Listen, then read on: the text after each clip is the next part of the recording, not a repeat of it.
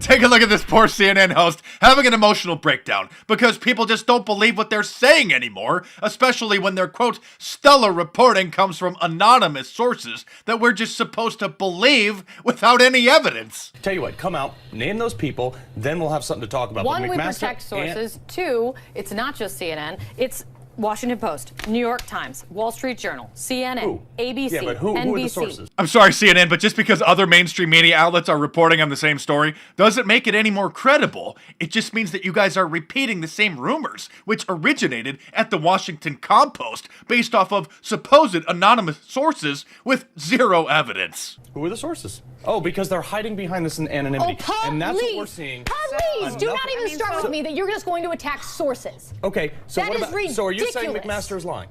I'm not saying McMaster is Are you? lying. Well, he didn't really answer the question. He didn't answer He the said question. nothing inappropriate was He shared. said, no, that's his opinion. That would be... But that's his opinion. That, You cannot say, you cannot attack, Yeah. do not attack the stellar reporters of CNN, Okay. who have their sources, and would stellar protect their reporters of CNN that I am going to attack right now and say, guess what? I don't believe them because they're staying anonymous. If they stand behind this story, come out, face the camera. Can I just say something? Maybe she's just riding the cotton pony. Or perhaps people who work for the Counterfeit News Network are just so on edge because millions of Americans just don't believe a single thing they say anymore. Maybe this cisgender African-American male can explain things to us better. Now, the president also talking just a bit about his interactions with the fired FBI director James Comey and indicating that, among other things, he thinks James Comey is, let me start again. What the president did say about James Comey in his tweet certainly is that Comey was giving up certain information, in other words, that he might not or should not have been giving. Now, or maybe not. Anderson Cooper, would you like to try to salvage this conversation and prevent it from going down the toilet? I don't care what he says to the Russians. I mean, he's the president of the United States. If he wants to say that, Barack Obama wants to say whatever. If George Bush says, I looked in his eyes and thought he was If he took a dump on his desk, you would defend it. Say it. What?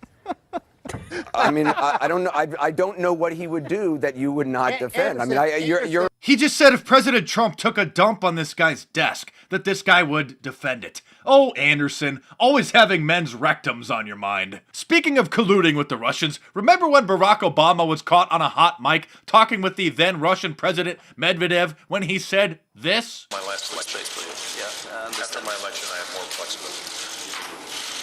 Yeah. I understand. I transmit this information to Vladimir and understand what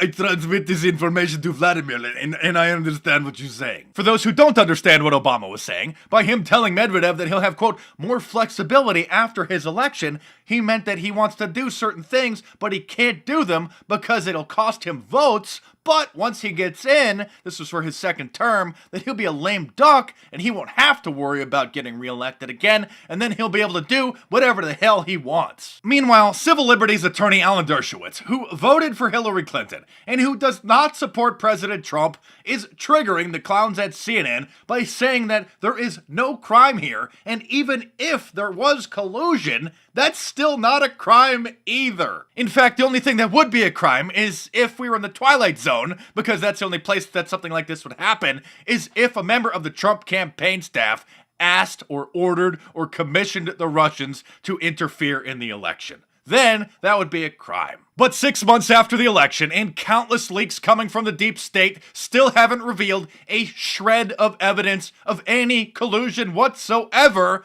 let alone any crimes. I'm Mark Dice, thanks for watching. Subscribe to my channel if you're new and check back here every day for new reports, and we'll continue to debunk this absolute idiocy and have a good laugh at these liberal lunatics, so stay tuned, and I'll see you soon.